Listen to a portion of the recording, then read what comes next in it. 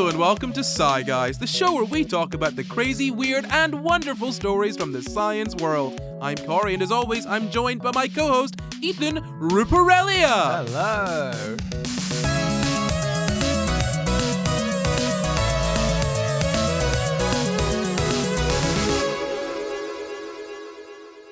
This week we're talking about bold bisexuals and gay genetics, but first, we have a wee review. Ooh. Tell me more.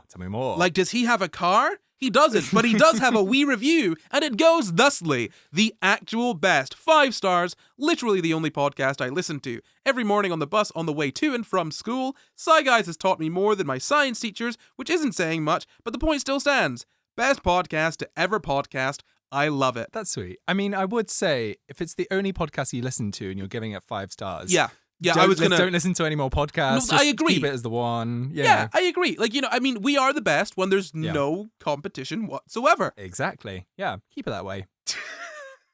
Look, a win by default is still a win. Still a win. A win is a win. And before we get into the topic for today, as always, I have got a question. Now, if you're on YouTube, get down to the comments and answer it. And if you're on Spotify, get to the Spotify spot and answer the question there. But if you're on Apple or any other listening platform where you only use your ears, here is what I would like for you to do. Be reckless. Be bold. Do something crazy, insane, wild. It doesn't matter. Just make sure it's the riskiest possible thing you can do. Don't actually do anything dangerous though. I don't want to get in trouble for that. But do something risky in a fun, whimsical way, and that will pitter-patter its way towards us in the ether, and I will know the answer. Now, would you like to know what the question is? Hit me. You're a bit too far away for that, but here's the question. It is, are you bisexual? Am I bisexual? I think I need a BuzzFeed quiz to tell me.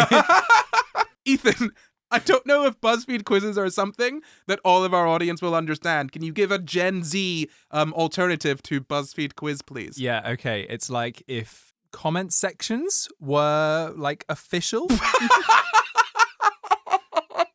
No, that doesn't work. I cannot argue with that in any way whatsoever. It's a lawless land. Anything goes, but just with an extra dose of cringe. I mean, yeah, you could put anything on BuzzFeed so long as it's in listicle form. Oh yeah, right. Yeah, listicle or quiz. Those are the 2 things that BuzzFeed gave to society. Exactly. Yeah. Thank you, BuzzFeed. And you can find out which of those genders you are with a BuzzFeed quiz, and find out which of them is the best with a BuzzFeed listicle. This episode of SCI GUYS not brought to you by BuzzFeed because. Does it even exist anymore? No. Thank God. Rest in peace. So obviously we're talking about risky bisexuals, as you've probably seen from the title of this episode. Now, what is a bisexual? That's what I want to dig into first. Not a bisexual, but the answer to the question that I have just posed. So, Ethan, I present to you a question second. What is a bisexual? I guess it depends on the individual. I think there are 2. No, okay. Woke nonsense. Back in my day, you only had straight, gay, bi, trans, pan. I am not very old, so all of these things existed. Plus, yeah. Okay, so the one that the classic is. This is a bisexual episode. The classic. Please, the 2 that you. The classic is being attracted to men and women. The classic. I'm calling the woke police. Wee woo, wee woo. Do you want to tell me what's wrong with that classic answer? Well, that does quite imply that that it is a 2 and that there is a binary and that is the only definition of gender and sexuality. But in fact, I think there are many. I think a lot of people would use being attracted to gender identities. Some people use it kind of any gender identity. Some people use it as their own and another. Yeah. It depends on the individual and how they like to identify with the term. Yeah, so bisexual is one of those buzzwords that means very little. No, I'm joking. No, so you're so right. You kind of walked us through everything there. I guess initially in the public consciousness, it was kind of seen as man and woman, but that makes sense when the public only really recognizes man and woman as, man and woman. You are saying as genders that exist.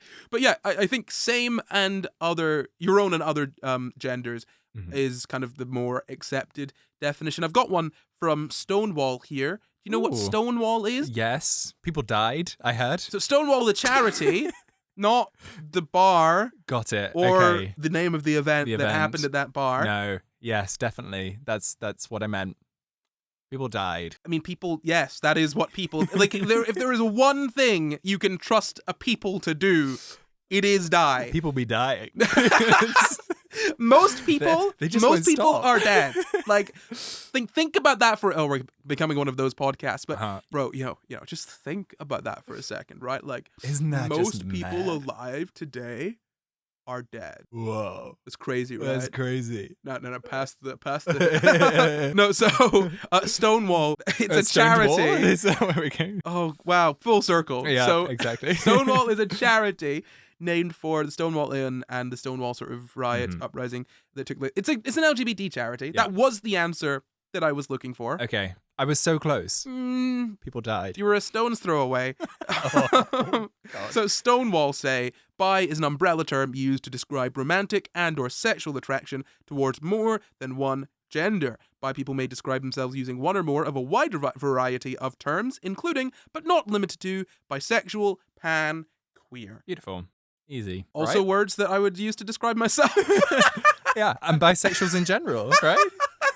Okay, that's maybe a step too far. Okay. True in my experience, but hey. I would like to issue an apology to the bisexual community for implying that you're all beautiful. You know that's not the bit that people had. Okay, come on. I'm sorry. Look, Ethan, you've not been on YouTube for very long, but I can tell you this, you're not going to enjoy doing your first apology, okay? That plain white lighting is not going to make you look good. No, that cold, big sigh hard you've light. got to do over and over again till you get it just right, that's going to take the breath out of you, okay? I can cry on cue, though. And I'm not going to prove it. Oh, don't worry. I'll make sure you prove it before this episode God, is okay. out. No. So I have another question for you. I'm going to have lots of questions for you because I didn't do very much. Because... What is this interrogation? The bright lights, the cameras, the microphones. What are you doing? It's called a podcast. Oh, It's where we talk and we assume people listen, but really we have no way of knowing if that's the case. No. But we still get to feel good about ourselves. Yay. Which is the main thing. So the question I have for you is how many people are bi? Ooh. Not approximate, no rounding. Give me the exact number. On a census? Is that the vibe we're going for? I don't in care the how UK? many senses you're talking about. Seeing, sound, touch, whatever. Just tell me the number. I'm going to go with 4%. Yeah? That's not a number. Give me an exact number. I would... Looking for an integer. Somewhere between 1 and 7 billion. I am going to go with, let's do the quick maths here. 280 million? No, that's 7 billion. 320 million? I have no idea. So the percentage from the Office of National Statistics in the UK, the ONS, in 2017, they estimated that 2% of the population... Only 2? Hear me out. Sorry. 16 or over in the UK identified as LGB. So that's not even bisexual. That's LG and B. And whenever I'm talking about the ONS, if I'm ever talking about the ONS, and this applies now and forevermore, it's almost certainly people in the UK aged 16 and above, unless otherwise stated, because that's what you get on a census, right? That's what you get on a census. It's 16 and up. But when it comes to specifically bisexuals, right, that would be 0.7%. So 2% are LGB, 0.7% are bisexual. So it would be 385,000 people in the UK as bisexual. But Stonewall themselves say that sounds like an underestimate. And I think that's an underestimate too, because if I look at just my social circle, I would say it's easily about 80%. I do feel like attracts like in that sort of situation, though. But with bisexual, like also attracts not like, which is the key point. That's true. That's so true. Yeah. They're just everything all the time. No, yeah. So as I said, the ONS estimated that in 2017, only 0.7% of people in the UK were bi. But that doesn't seem to be the case anymore because, oh boy, the gays be gaying. It's catching. It's catching. It's almost as though it's contagious. It isn't, but It's nice to think that way. It's not nice to think that way. I'm just saying things at this point. No, so we've seen a steady increase in the LGB population, which is good, I think, and probably not indicative of more people suddenly spontaneously becoming gay. What would you say might have an effect on more people saying to other people that they are not straight? Well, I think maybe a big factor in people saying that they're not straight to more people is that people then won't kill them. Or at least it's more socially acceptable, and there is less resistance. Are you telling me people are murdering straight people? I'm just saying, no. I'm saying that's what it sounds like. Quite the opposite. No. No. People died. Is that the through line of this episode? It's really not going to be. I'm not going to make that happen. I mean, it's happening already. It's happening already. I'm sorry. But no, I think just a more accepting environment socially. Yeah, that's going to allow for it, right? So it's not TikTok or woke or... It could well be. Okay. TikTok is a society of its own. Okay, well, you can say that people are becoming more open about being LGB because of a more accepting society that can be seen in data and studies. And I'm saying it's because of woke and TikTok. So got it. Okay, I guess the future will tell who was right. And it will be you. Obviously. When it comes to 2020, 8% of people now identify as LGB. That was the estimate. Oh, wow. 8%. Yeah. I couldn't find anything after that. It didn't look very hard, but I couldn't find it. Probably higher now.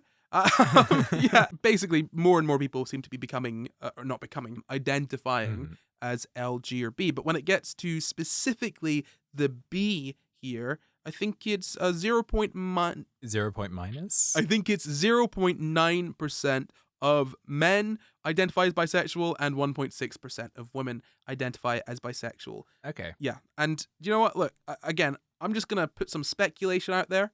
Take it with a grain of salt. Take it with several grains of salt. But I reckon women aren't necessarily more likely to be bisexual than men.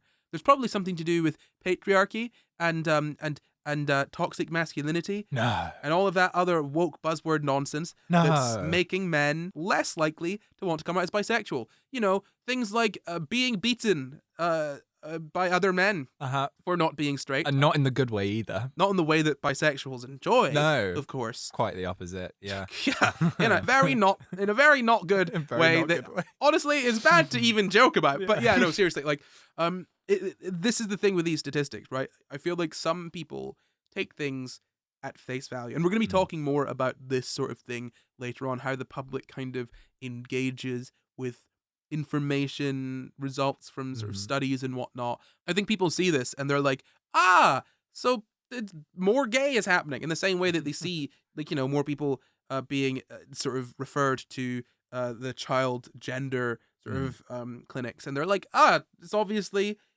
more children are becoming trans because rapid onset gender dysphoria and blah blah blah blah blah blah blah blah, right? Yeah. When actually it's probably more like left-handedness, which is, it's been done to death, right? Like, you know, when you stop persecuting people for being a thing, maybe the people who were that thing and didn't want to tell you because you were going to persecute them are more able to say, hey, I'm that thing. Yeah. Right? That makes sense. It almost makes too much sense. It's like almost as though it's too obvious of an answer. Yeah, I think I don't like it when you make too much sense, actually, Corey. I don't like it. It unnerves me. I don't like when a conclusion is something I dislike, but it makes sense. That makes me angry. And to resolve that anger, I lash out at people that I see as being below me. Hello, I'm J.K. Rowling. No. I thought you were going to say you lash out at people within a 2-meter radius, and I got worried. You're just out of reach over there. But, I mean, maybe we could touch hands. It won't be on camera, but probably going to cut that bit out anyway.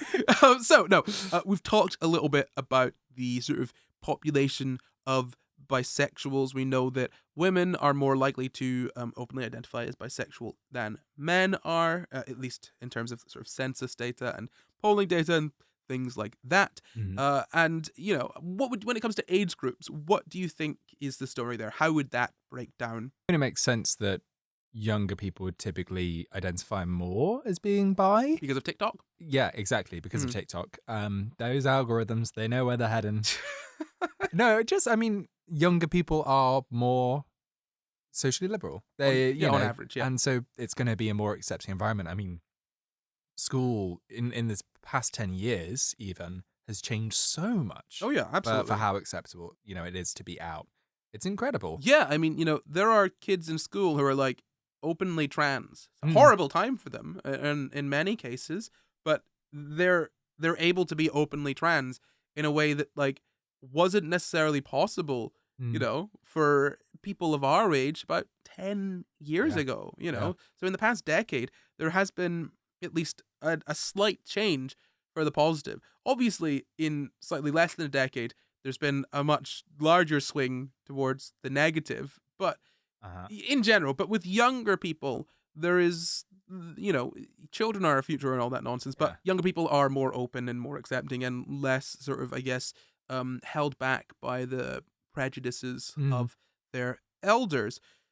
Just a quick one as well. About 3/4 of LGBT people in the UK had not been married at all or in a civil partnership in 2020.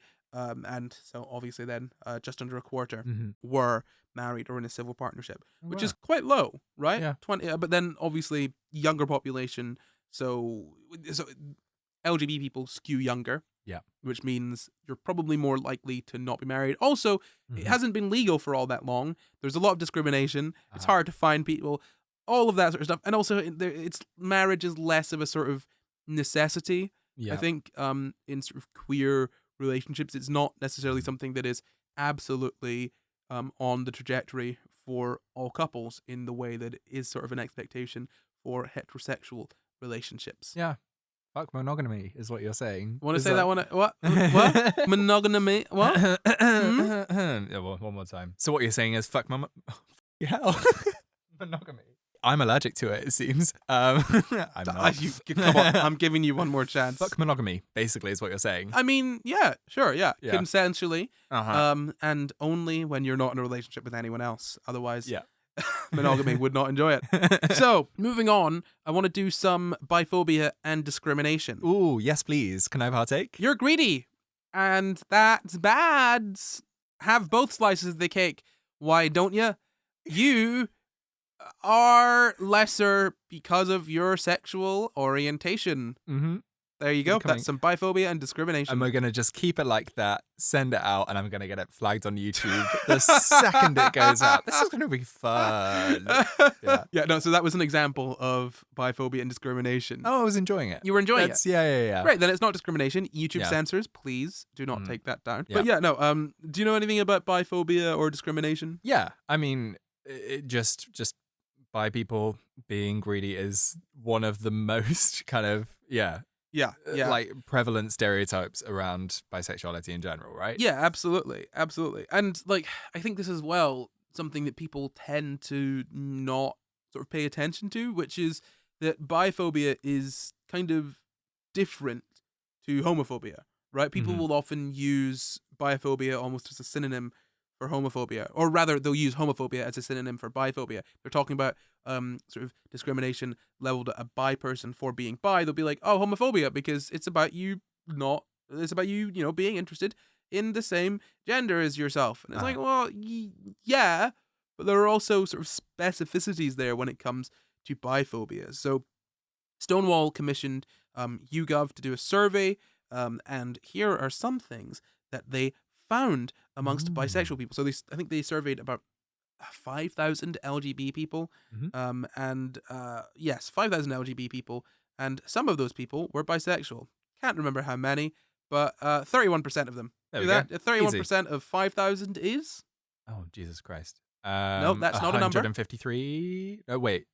That's so wrong. About 1,530. Yeah, There we good. go. Only off by 10 times the amount. It's fine. That's all right. About 1,500 roughly, right? Yeah. So, yeah, there's lots of issues when it comes to bisexuals, and it's not just because they're messy and risky. I can say it. I'm only joking. But yeah, They no. are also that too. Yeah. I mean, not in all cases, but certainly a lot of the ones that I know. They don't listen to this. I can say what I want.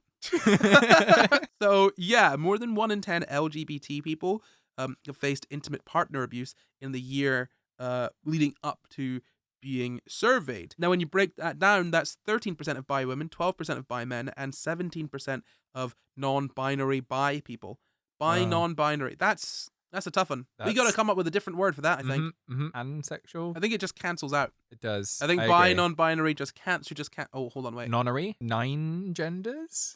Nonary, yeah. Nonary. Yeah. That's like, it's like polyamory. Nonary, just for people. Specifically 9 partners. No more, no less. Or it could just be like nunnery, like you ain't getting none. So either asexual or monogamous or or polyamorous, partners. but for 9 partners. Exactly. Yeah. You could have 9 partners and be asexual. There you go. That's true. That's what that is. That's true. And also, you're all nuns in a nunnery. Full circle. I don't know what that means. What nunneries are? You're asexual, but then. Well, actually, thinking about it, what is a nunnery if not an asexual polycule? Because they're all in a relationship with God. They're all married to Jesus. Yeah, but they're not in a relationship with each other. That's so true. And they're all celibate. So it is. I mean, in a way of looking at it, one could have a nunnery which is a polycule full of asexuals. That's not to say that not engaging in sex is one-to-one with being asexual. Asexual people can have sex, and people who don't have sex aren't inherently asexual. But if you get a bunch of asexual nuns, put them in a nunnery, that is a polycule. A polycule with God. How radical! Coming back to this, as I said, 11% of LGBT people have faced intimate partner abuse in the lead up to being surveyed. Right now, when it comes to bisexual people, those numbers are 13% for bi women, 12% for bi men, and 17% for bi non-binary people. That's how we got there, by the way, bi non-binary. Gotcha. Yeah. Now, what can you tell me about the numbers 13, 12, and 17 in relation to the number 11? Are they all the numbers that Hurley won the lottery with and lost? Okay. It's a very dated reference. So I'll give you that. That's a deep cut. That is. I don't know if anyone's talking about Lost anymore. If I'm honest with you, It's I don't just come think on anyone Netflix. under the age of 2018 is going to know what Lost is. It's their loss. That wasn't intentional. Can you answer the question, maybe? Those numbers have in common that they are quite big compared to the average population, I'd imagine. Yeah, so 12, 13, and 17 are all bigger than 11. Yep. Which means that this is basic maths, Corey. Come on. Yeah, and you still fumbled it. But those numbers are all bigger than 11, which would mean that the rates are likely higher than average for the entire group. So when it comes to LGBT people, bi people have a higher than average rate of self-reported intimate partner abuse. Which is a no bueno, not good. This is even higher than the sort of, let's say, baseline level when it comes to straight people. Not that straight people are the baseline, but in my head, I just heard like a little bass riff, a very heterosexual bass riff. But it's probably Wonderwall. That's the only song they know. No. But that's 7.9% for women and 4.2% for men for the same question from the ONS, so from a different data set, not wholly comparable. But we can still get a broad idea there. 7.9% and 4.2% of intimate or of domestic abuse, intimate partner violence. That's mad that it's such a jump. For LGBT people as a whole, but then also for bisexual people. And then if we move on to hate crime and discrimination, it's not good either. So 31% were insulted, pestered, or intimidated, or harassed. This is just for bisexual people. Not those things. Anyone can be intimidated, harassed, all of those things. The 31% was exclusively in reference to bisexual people, is the point I was trying to get across. Understood. Yeah. Thank you. Welcome. 13% faced unwanted sexual contact, 9% were threatened with violence or use of force, 6% were physically assaulted with or without a weapon, and 4% had property stolen from outside of their home. And it's just kind of mental to me that these numbers are so high, like insulted, pestered, intimidated, or harassed. 31% of the people that they asked. That's a high number. That's shocking. Genuinely, yeah. No, I wouldn't have expected that, actually. I mean, and you were to blame for a lot of it. That's what it says here. Yeah. Yeah, 29%. Ethan Ripparellia. I'm shocked I didn't get it higher, is what I'm saying. Yeah, apparently that extra 2% was you were sick those days, so that makes sense. Yeah. Doesn't explain it. Yeah. You gotta treat yourself better, man. Otherwise, I know, how are you gonna treat people terribly? I know. But when it comes to coming out, I want you to have a guess, right? If 74% of gay and lesbian people are out to all of their friends, what percentage of bi people do you think are out to all of their friends? Oh, it's going to be so much lower, I think. How much lower do you think? Oh, God. Well, if I was to put a number on it, I'm going to say 20%. Oh, do you know what? You're a little bit lower. It's 36%. Okay. Yeah, still less About half. than half. Yeah. Right? Yeah? 6. Yeah, less than half. I can do maths. Just about. It's better than you being off by a factor. Oh, it's just a decimal place. Don't worry about it. Don't worry. Oh gosh. And 63% of gay and lesbian people are out to all of their family. Now, I think you might get this one. What percentage of bisexual people are out to all of their family? Oh, is it 20%? It's 20%. Yes! That's less than a third, which is correct. When compared to gay and lesbian people. So yeah, bisexual people are less likely to be out. And I think, which that kind of makes sense to some degree, because there is a sort of easier route to being bi and in the closet. And I say easier in terms of like, you can be in a sort of straight passing relationship as a bisexual person and never need to come out. And I think a lot of people will kind of point to that and be like, look, that's privilege. And it's like, is it privilege that it is easier for you to hide yourself and therefore people are more likely to hide themselves, when not hiding yourself is generally like seen as being better, like a better experience for the individual and better for overall well-being if you're in sort of, an all right environment? Like, I don't know, especially given that not being out can put you into situations where coming out at all, being in a sort of straight passing relationship, everyone thinking that you're straight and being able to, sort of convincingly perform that insofar as you have what is seen as the correct attraction. Yeah. So you don't need to fake that. You just need to hide something else. That could put you in positions wherein you're less safe than you would be otherwise, right? You could be surrounded by very straight, very homophobic people quite easily. And I don't think we should really be sort of, I guess, playing the oppression Olympics and being like, well, you are more privileged in not having to come out. Yeah. Like, let's focus on the fact that like there's a lot still of a side that is still there is a side which would still face oppression. Absolutely. At the end of the day, days, any day, all the time. Oh, you really are bisexual. And just briefly moving past mental health, 59% of bi people experienced depression or reported experiencing depression. Makes me sound like I'm doubting them. Just using the correct terminology. You're a hater, I see. Oh, quiet you. Compared to 46% of gay and lesbian people. So that's 59 to 46.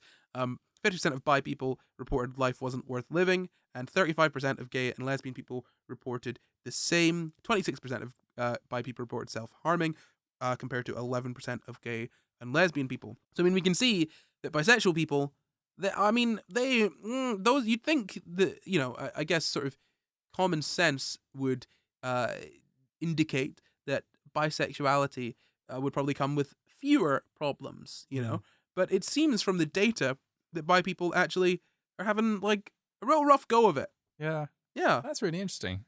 I didn't expect that. I'm glad you didn't expect that. I'm glad. That was exactly... But not pleasantly? Unpleasantly surprised. Unpleasantly surprised. Yeah.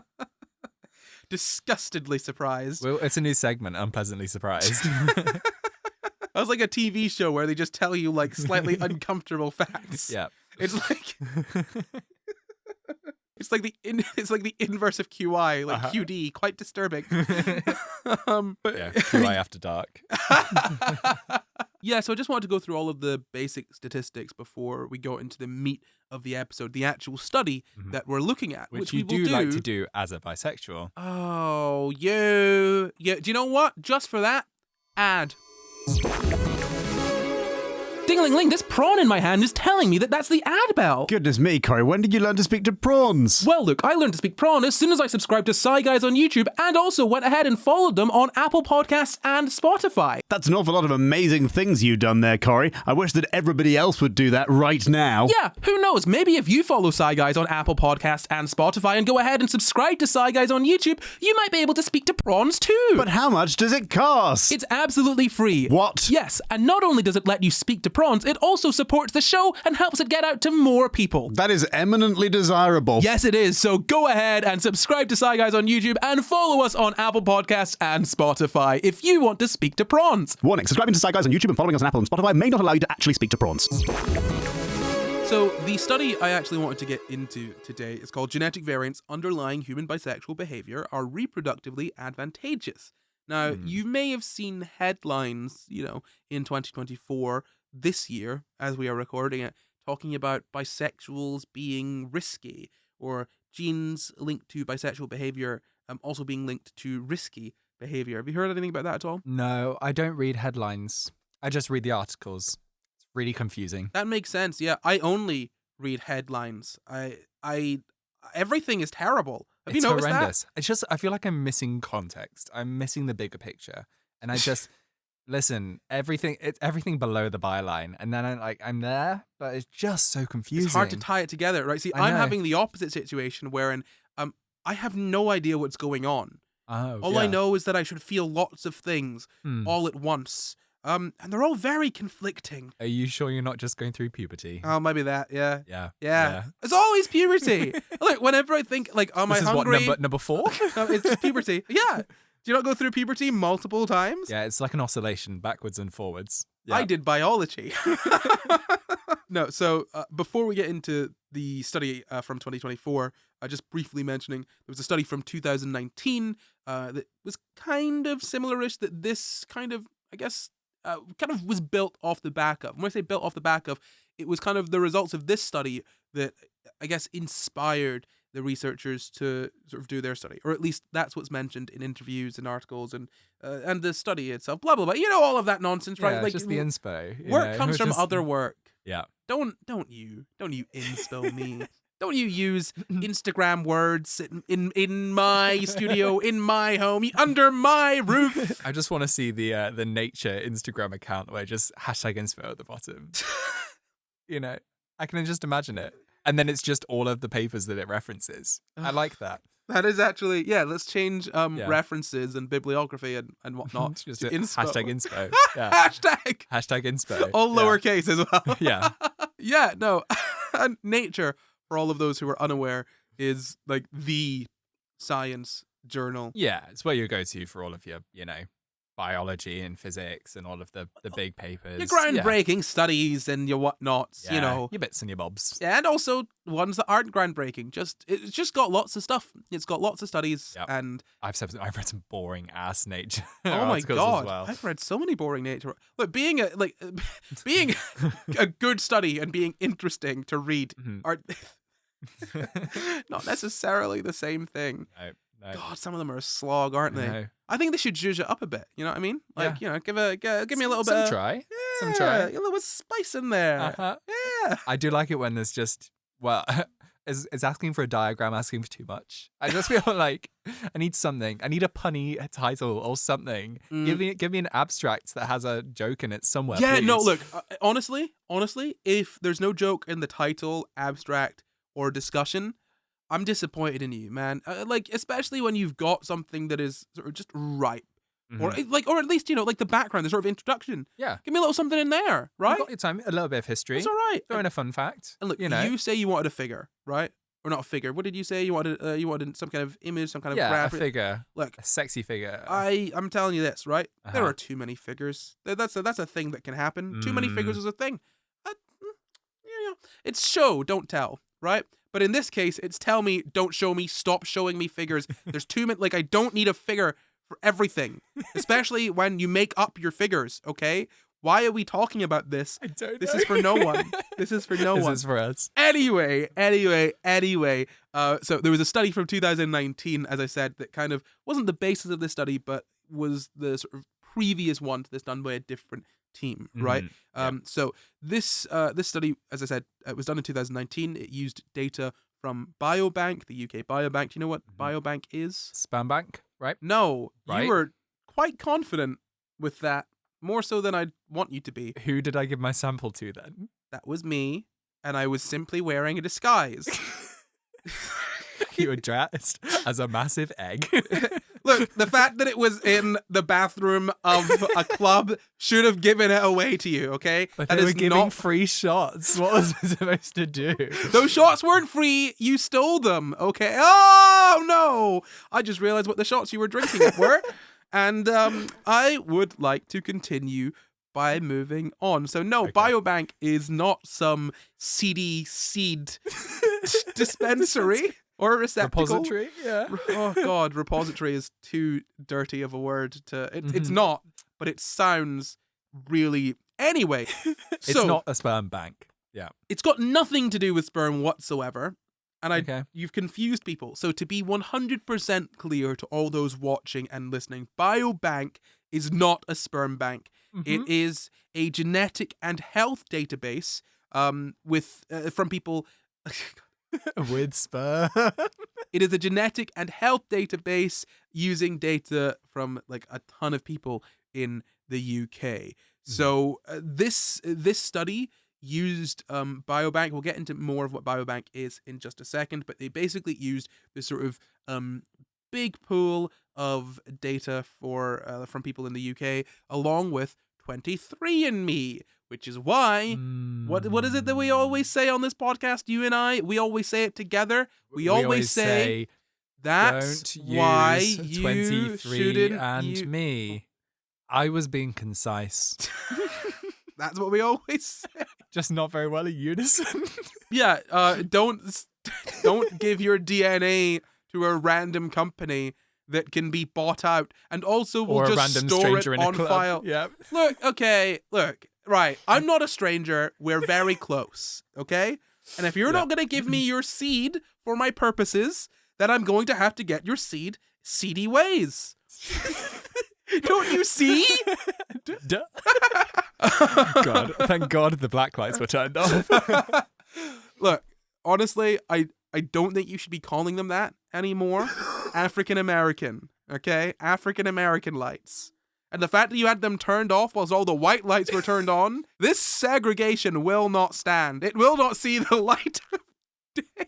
We're going to a really dark place, God. aren't we? Oh, Anyway, so Biobank, it's basically a gene database wherein they couple the sort of genetic data alongside sort of answers to questions and other sort of biological health markers. We'll get more into it in a second. Okay. Just hold it in your head that Biobank is, it's it's a database of basically genetic data for a group of people in the UK. They also use 23andMe.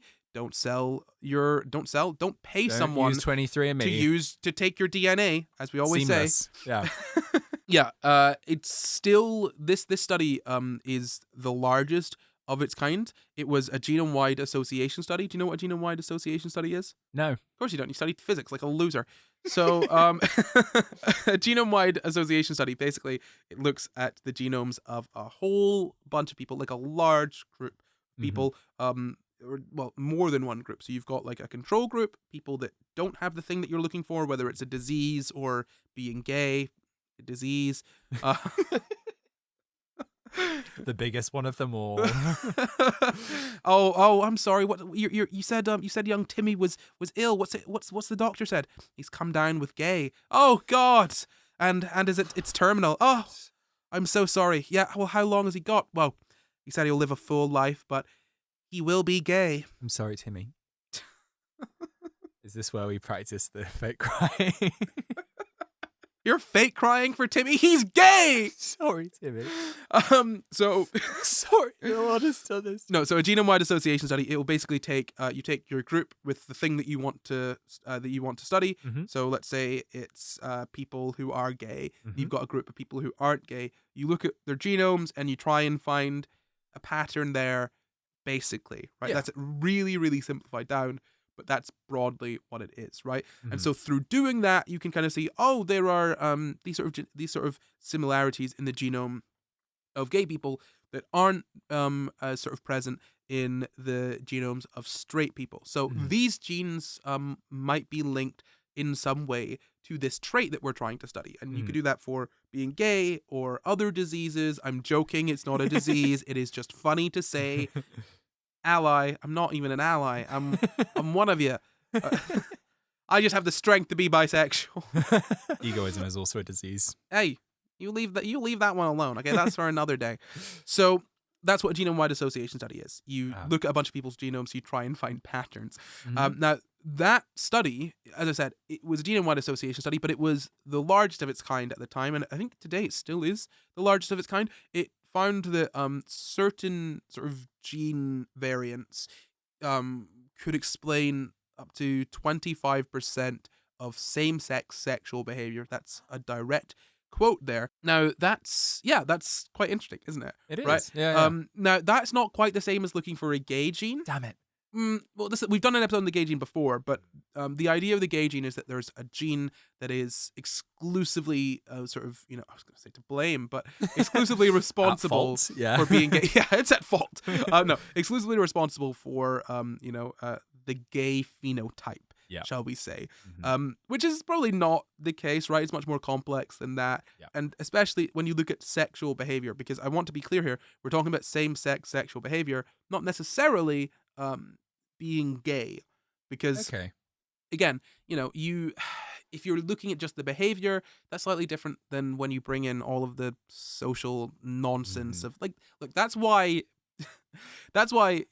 bisexual means lots of things. Yeah. And you can use pan or queer or any other kind of label, when all of those people would probably be under the same label of same-sex sexual behavior. Yeah. Right.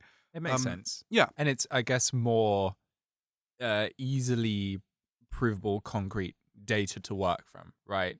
If, It 'cause relies sometimes things are yeah. fluid, sometimes people haven't realized yet, whatever. It relies less on sort of social definitions, right? Obviously it still relies a little bit on social definitions, but much less so.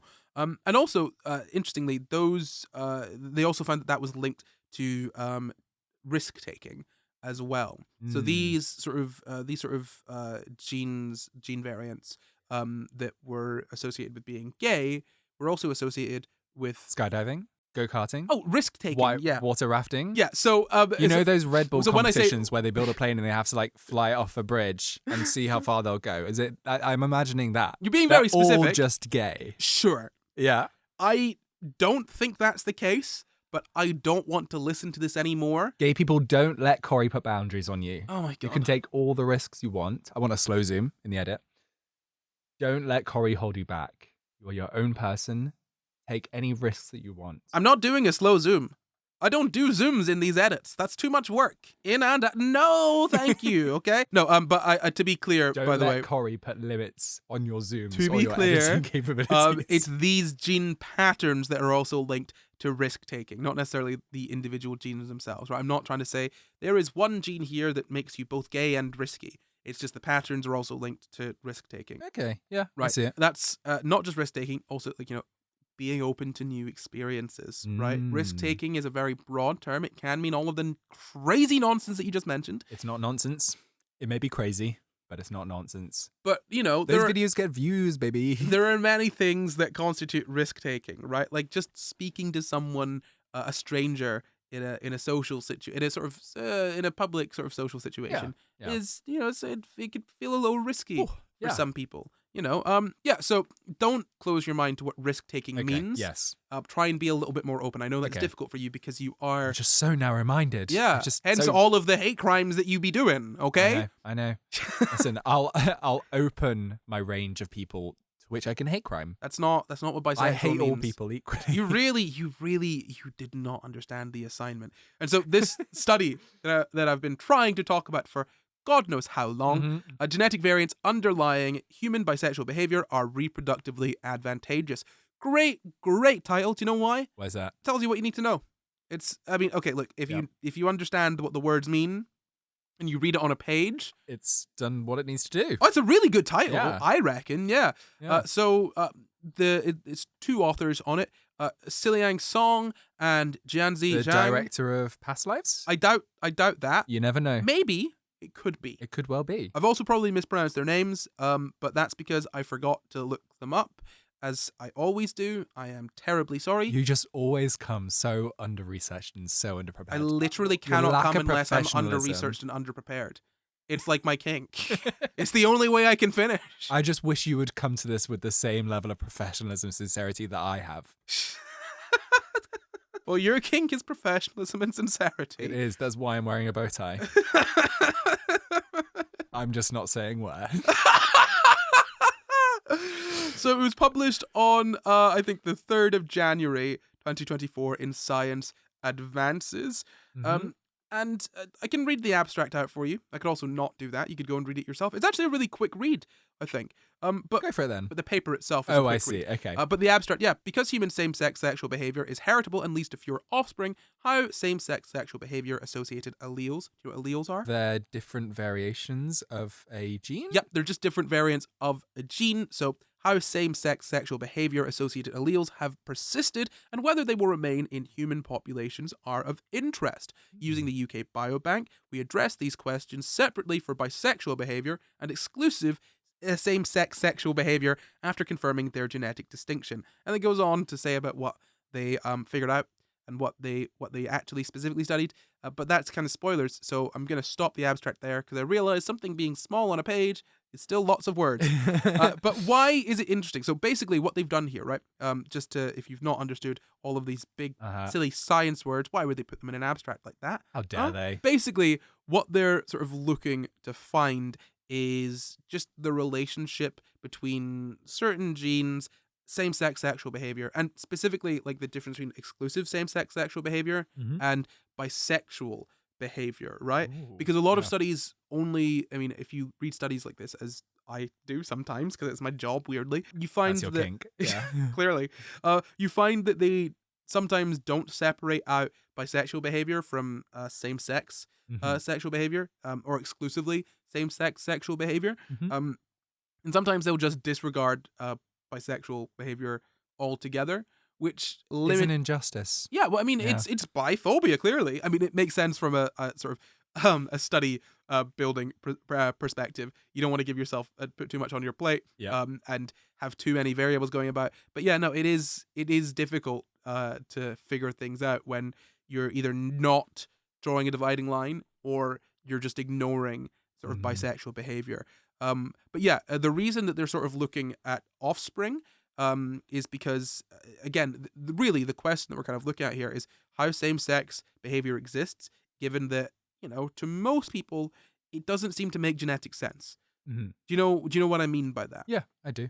But I would like you to elaborate anyway. Well, since you know what I mean, why don't you try and elaborate anyway? I don't want to show off. Oh, you don't want to show off? That makes sense. Yeah, yeah. Okay. Well, we can sit in silence until you do want to show off. I don't think that would work. See, I'm here as a stand-in for the viewer, and I really think it's actually quite off-putting if you're assuming that the viewer doesn't know what it is. I'll save you from this. Yeah, so the reason it doesn't seem to make genetic sense is that if you engage in same-sex sexual behavior or exclusively same-sex sexual behavior, right, you're less likely to have offspring because that's not how sex works, basically. Don't you tell me how sex works, Corey. Buddy, I need to tell you a lot about how sex works. You are not good at it as far as I'm aware.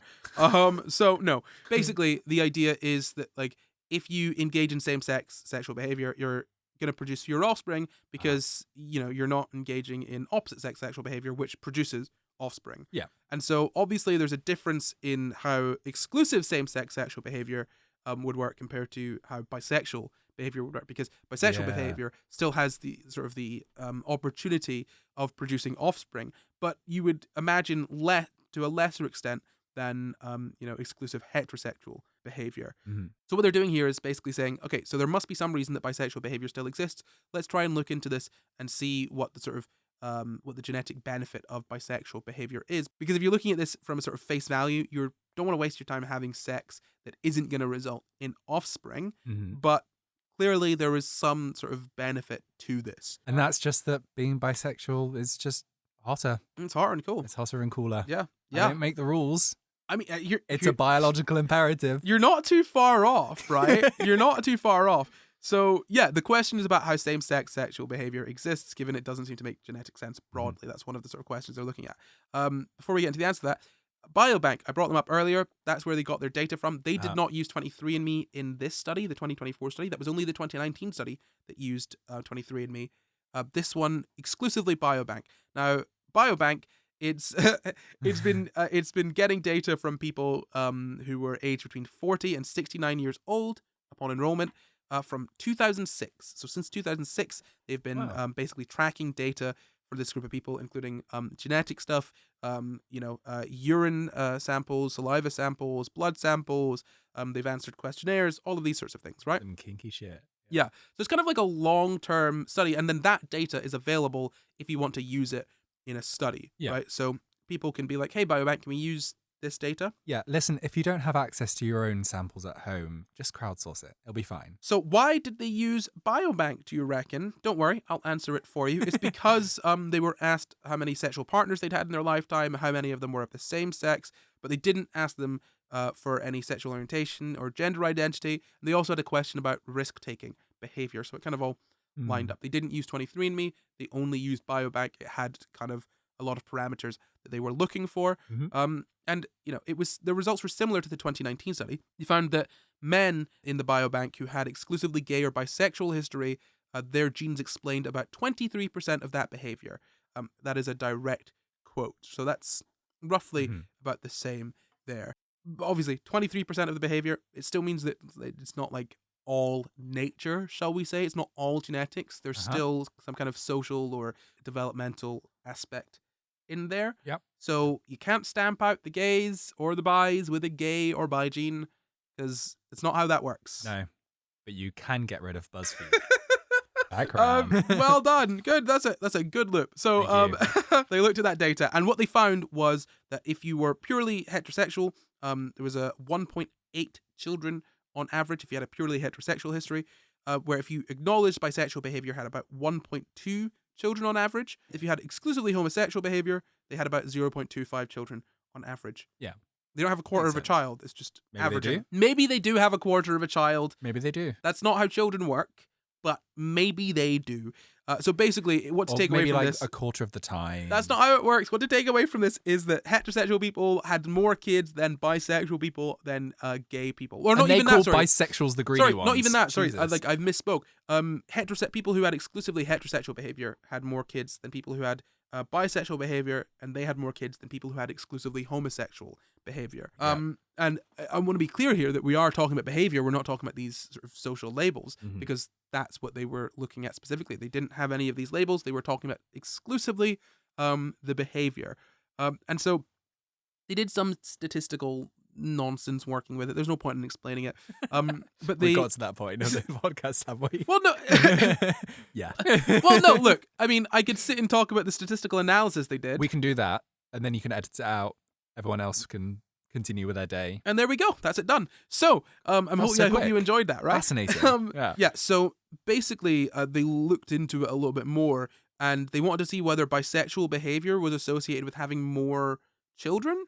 So looking at how many kids they had was kind of a way of understanding how does this sort of pass down evolutionarily, like what's the sort of benefit of it evolutionarily, right? Because if you have more kids, then you're passing down your genes to more individuals. Yeah, spreading your seed, so to say. We've said the word seed too many times in this episode, but yeah, so more children is just sort of one way of looking at, I guess, not reproductive fitness, but one way of looking at how well your genes are being passed on. Obviously, there are way more factors to consider, but that's just a really sort of narrow, simple way of getting an estimate of that. Yeah.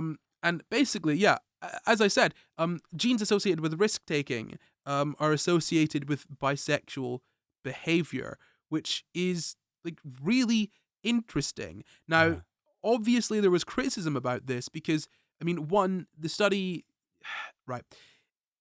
isn't necessarily all that bad, but it can be taken in the wrong way, right? The number of headlines I saw about risky bisexuals, bisexuals take risks, all of this, like all of the sort of stuff we spoke about when it comes to discrimination could just be reflected back super easily with those headlines. But Kind also of victim blaming in a sense. As yeah, well. yeah. But also, do you want to know what the sort of how they figured out how much risk these people took, or whether they engaged in risk-taking behavior? Oh God, was it the skydiving? No, it was one question from the UK Biobank. The question was, would you describe yourself as someone who takes risks? If Okay. they answered yes, they were labeled as sort of a yes. No, they were labeled as a no. If they said do not know, or they did not answer the question, they were just removed from the analysis for that aspect. So yeah, the risk-taking behavior, the basis of that is whether someone said on a self-reporting quiz, yeah, I describe myself as a risk taker. The very risky thing to check a box. But like, I know. I don't think I would describe myself as a risk taker on a questionnaire like that. No, because you're not a risk taker. But You just don't have it in you to tick the box. But I do engage in risky behavior. Like, I know I can be impulsive, but I wouldn't consider like, in a weird way, I wouldn't be like, yeah, I'm a risk, because that's applying an identity to it. Yeah. You know what I mean? Yeah. Whereas comparing yourself to the average member of the population, you might not consider it risky at all. Yeah, it's just not it's not the best. And some other issues, are that, as I said, the people in Biobank were 40 to 69 upon enrollment in 2006. Yeah. Right. So that like you don't have you've got no data for anyone under the age of 40, right? But also the people who are a part of this data set, they're from a generation that maybe is less open about sharing, their experiences, sharing their sort of same-sex experiences. So there's murky waters there. I mean, it is interesting and good to look at it from the perspective of just behavior, but as well, you've got to consider the fact that this data is from people of that generation. So it might not even be representative of anyone younger than that, or not from that specific. That's a really narrow. Yeah. And it's all people with European ancestry as well. So it's a really, really narrow view. So then, for one thing, sort of expanding that out to say this is linked to how bisexuals are, or this is bisexual behavior. It's a bit broad, more so than the data really allows. There's been lots and lots of criticisms of this from loads of different people. And Robbie Wedo is one that I want to bring up. Robbie Wedo. So this is the co-author of the 2019 study I mentioned. So not the one that we're talking about. The one mostly. with 23andMe. Yeah, the one that used 23andMe and all of that sort of stuff, right? Now he is gay himself, and he's kind of had a few issues with this, right? He's like, he said it's not only incorrect, but I would say dangerous, if it were to be misinterpreted, right? And when they did their study, I think they spoke to loads of different people. They spoke to advocacy groups, members of the community, which is what you should do, I think, when it comes to releasing studies like this, specifically about sort of genetics and LGBT people, because it's so easy for that to be taken the wrong way, used to harm LGBT people. And this isn't saying like, oh, we should get woke involved in science. This is just, let's understand how the way that we frame our results, or the way that we describe our results, could affect material realities of the people that we're studying. And these people, of the sort of study we're talking about, the 2024 study, they spoke to scientists within the LGBT community and discussed their findings with queer people on I think on campus. So they discussed with queer people informally, had a campus meeting, and spoke to kind of scientists. Yeah, it is not in the sort of more formal, rigorous way you'd kind of want or expect, especially with something with a headline like this. And they changed some words and things here and there. But yeah, I mean, they didn't do nothing. But it does seem to me that sort of, the outcome of the publishing of the study, it was not necessarily hugely harmful, but seeing headlines of bisexuals are risky, blah, blah, blah, it's so easy to misconstrue things like this, right? Yeah. There's a duty to kind of be aware of how things can be taken, if not by, the community, then wider media. It's part of the responsibility to be able to kind of mitigate any risk that might happen, ways that, people can take it and run. Could I Go on. hypothesize? By all means. Could you indulge me in some posturing?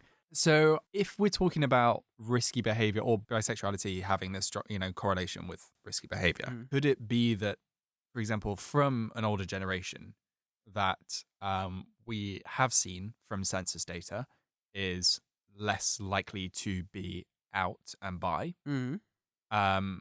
And if we were to suggest that there is a level of bisexuality that is innate amongst the population at a certain level. Oh, I see where you're going. That maybe acting on those bisexual feelings and having same-sex relations or same-sex behavior could be a manifestation of the riskiness. So it could be that those are actually, the riskiness is a facet of people within that group and therefore taking the risk to act on it, especially when within the older groups it would have been less socially acceptable to do so. So actually there might not be a correlation between the two, but maybe one is affecting the other. Absolutely, yeah. In an independent way. Absolutely. And I think to summarize what you've said, if I'm understanding correctly, it's essentially that like taking the risk to come out, is something that someone would do if they were a risk taker. Yeah. And therefore, the only people you see who are out, or you've got a greater proportion of people who are out, who are risk takers, not because bisexual people are risk takers, but because the ones you know about are the ones who took the risk, right? Yeah, exactly. Yeah. And that could absolutely be the case. And that's already only if we accept that, people answering, yes, I'm a risk taker on one question of a questionnaire is enough to determine that they take risks, right? Like, that's such a broad, like, if you think about it, how much could be contained in just that phrase? Like, I'm a risk taker. Yeah, sometimes I get a different brand of soap. Risky. Or once I threw myself out of a plane with no life jacket. Not life jacket, what they called, but parachute. There we go. But no life jacket. What if I landed in the water? Could have been dangerous. Could have been. Yeah. Yeah. Absolutely, right? So I think that this study is shaky at best. I mean, it's interesting, but I think the sort of linchpin of the risky behavior being one single question or a questionnaire is, that's not great. And when the outcome of this is, basically feeding into stereotypes of bisexuals already, even if that's not the way that it's intended, because, they say that in the paper, that that's not the way that it's sort of intended, it shouldn't be used to discriminate, all of that sort of stuff. But you still did the study and you still published it and you still knew that you were basing this on a linchpin of one single question that is too broad to really garner much information from, right? Like, it's a nice idea. It's an interesting idea that risk-taking behavior, could lead to more offspring and also, or some way related to bisexual behavior, right? But I don't think you've really got the data to show that, right? I mean, and that's the dangerous thing here when it comes to evolution and biology and whatnot, is that a nice idea can be quite easy to prove with the right data. That doesn't mean that it's true, right? Right? Something making sense doesn't mean that it's correct. Yeah. You know what I mean? Yeah. Because it would make sense being gay to be evolutionarily detrimental. Yeah. But it evidently isn't, because lots of people are gay. Yeah. Right? Yeah. And that's broadly it. I mean, that is kind of the study. That's a little bit of chat of the criticism. Is there anything else you want to add about it? I think at the end of the day, we can just agree that bisexuals are greedy. It's time for the quickfire quiz. Dun dun dun dun. Parachuting bisexual edition. So the rules for the quickfire quiz are the same as always. I'll ask one question. That's one question between you and the audience. The first person to answer the question after I finish asking it wins. What do they win? They win everything, because that's all bisexuals want. So my question for you is, what percentage of people in the UK identified as LGBT in 2020? 4%? Wrong. Incorrect. It was 8%. Yeah, halfway there. Look, I know you want it to be 4%. I know. It's wishful thinking. But that's not what it is. No. The world's only getting more gay, no matter how much that makes you squirm. But that is all from us. Before we go, we'd like to thank all of our patrons with an extra special thank you to executive producers Glitch Rabbit and Rev Lunar, and thank you for watching. You can find the full references for this episode down in the description. Subscribe for new episodes every Sunday, and why not leave us a nice wee comment? You can support the pod at patreon.com/SCI Guys, or you can find and contact us at SCI Guys Pod on Twitter, Facebook, Instagram, YouTube, and SCI or you can send us an email at sciguyspod@gmail.com. SciGuysPod@gmail.com. You can follow me at Not Corey everywhere. And you can follow me at Ethan Ruparelia everywhere. Goodbye. Bye. Bye. Bye. Like, bye. Bye.